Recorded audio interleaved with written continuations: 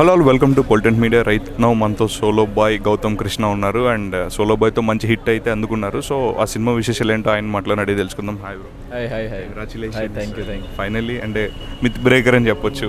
Like చాలామంది చెప్తున్నారు like ఒక ఎవరైతే బిగ్ బాస్కి వెళ్ళి వచ్చున్నారో వాళ్ళకి అంత లైఫ్ ఉండదు అలా అని చెప్పిన అన్నింటిని మీరు బ్రేక్ చేసి ఈ రోజు ఇక్కడ నిలబడ్డారు సక్సెస్ఫుల్గా. ఎలా అనిపిస్తుంది? Very happy. ఎందుకంటే లైక్ అంటే ఎప్పుడైనా మనల్ని మనం నమ్ముకొని మనం పనిచేస్తే నేననే కాదు, ఏ వ్యక్తి అయినా లైఫ్లో సక్సెస్ఫుల్ అవ్వగలుగుతాడు. ఏ వ్యక్తి అయినా వాళ్ళు అనుకున్నది సాధించగలుగుతారు. అప్పుడప్పుడు మనకి ఫెయిల్యూర్స్ ఎదురవుతాయి, కానీ that is not the end point.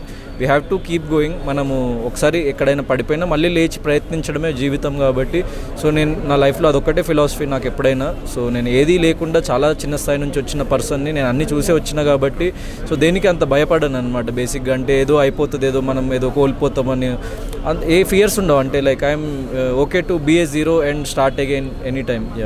చాలా ఇన్స్పిరేషన్గా మాట్లాడతారు అన్న. లైక్ మీ జర్నీ చూసుకుంటే లైక్ మీ ట్రాన్స్ఫర్మేషన్ నేను ఆల్రెడీ మీ ప్రీవియస్ పిక్స్ అనేవి పెడుతూ ఉంటారు. లైక్ ఇంత వాట్ మోటివేట్స్ యూ అంటే అంటే లైక్ మనకి అంటే మనల్ని మనము ఫస్ట్ సాటిస్ఫాక్షన్ లేదు అంటే that is the biggest motivation. అంటే నన్ను నేను అద్దంలో చూసుకున్నప్పుడు లేకుంటే నేను ఏదైనా పని చేసినప్పుడు అది నాకే నచ్చట్లేదు అంటే అది నాకు ఫెయిల్యూర్ నా లైఫ్లో.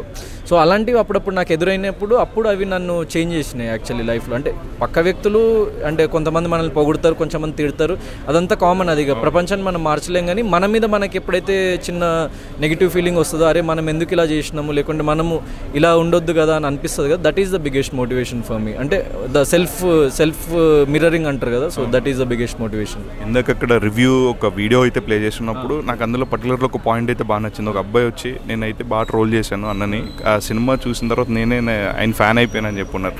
సో ఇట్లా అలా ఒక్కడే చెప్పున్నారు, అలాంటి చాలామంది ఉన్నారు. సో విన్నప్పుడు ఏమనిపిస్తుంది? అంటే అదే అంటే ఇప్పుడు బిగ్ బాస్ అన్నది ఇట్స్ కంప్లీట్లీ అది ఒక డిఫరెంట్ ఒక సెటప్ ఒక కాంటెస్ట్ లాగా.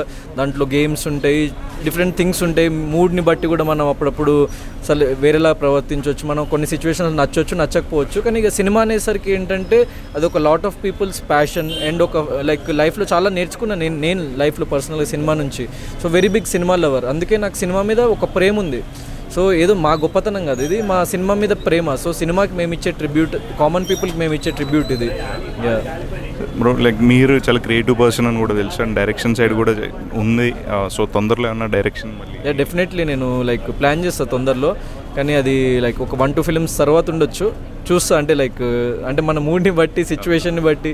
అంటే నా నెక్స్ట్ మూవ్ ఎప్పుడైనా నేను చాలా అడ్వాన్స్డ్గా ప్లాన్ చేసుకోను. సో ఫస్ట్ వాట్ నెక్స్ట్, అందుకే సోలో బాయ్ ఇప్పుడు వచ్చింది, ఇది అయిపోయింది. సో వాట్ నెక్స్ట్ అన్నది నేను ఒక ఫ్యూ డేస్ తర్వాత ఆలోచించి then I will decide and అప్పుడు చెప్తా జనంకి అని చెప్పేసి అనుకుంటున్నాను. Definitely sir, keep on entertaining us like same.